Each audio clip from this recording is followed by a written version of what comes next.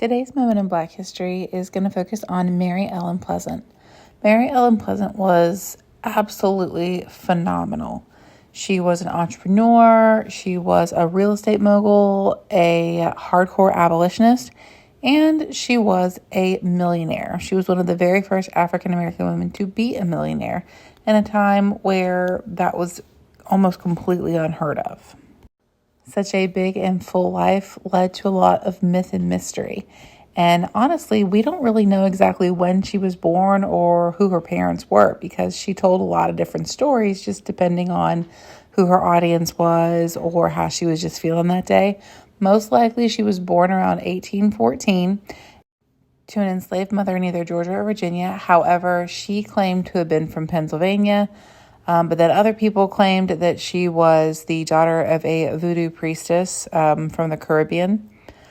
But we do know that she escaped from enslavement when she was still pretty young, and she grew up in Massachusetts. When she was still pretty young, her mom had to leave to go find work, leaving Mary Ellen in Nantucket, Massachusetts, in the care of a family. And in exchange for her care, she acted as a servant, pretty much. The family belonged to the Quaker religion, and they were very, very strong abolitionists. And so she was given an education, and she had money set aside for her so that she could do something other than just work in a household as she got older. Although she wasn't super interested in getting an education, she did wonder when she was older what would have happened if she had. She did, however, really love going into different stores and observing all the business people. She really liked learning how they did their things and just watching them interact with other people. And in her 20s, Mary Ellen worked as an apprentice for a tailor in Boston. She got married, and she and her husband worked as conductors on the Underground Railroad. They had a massive network to help move enslaved people into free areas, and worked with William Lloyd Garrison on the abolitionist newspaper, The Liberator. Her husband really wasn't that great of a guy, so she wasn't super duper sad when he died not long after they were married. He had several $1,000s, and that went to her. And she put a ton of it into the Underground Railroad.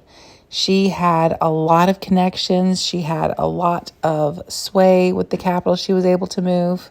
And she became quite well known for her work on the Underground Railroad. When the California Gold Rush hit, she and a bunch of other abolitionists had an idea to move westward.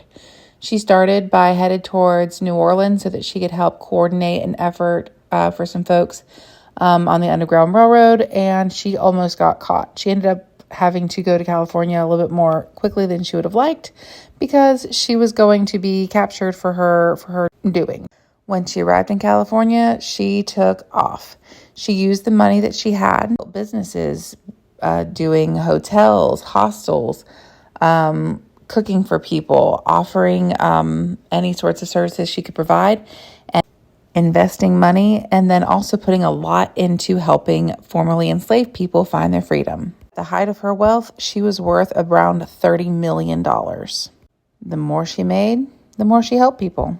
She would help transport Black men and women to California and help them meet their daily needs until they could find jobs or establish their own businesses, earning her the nickname of the mother of the civil rights movement in California. Doing so well and breaking so many social norms, many men were jealous of her success, and they talked a whole lot of smack, and they did it in the newspapers. So she sued them for discrimination and won, becoming one of the very first Black women to win a discrimination lawsuit. She said, "You tell them they may be smart, but I'm smarter. They deal with words. Words don't reveal thoughts. They conceal thoughts."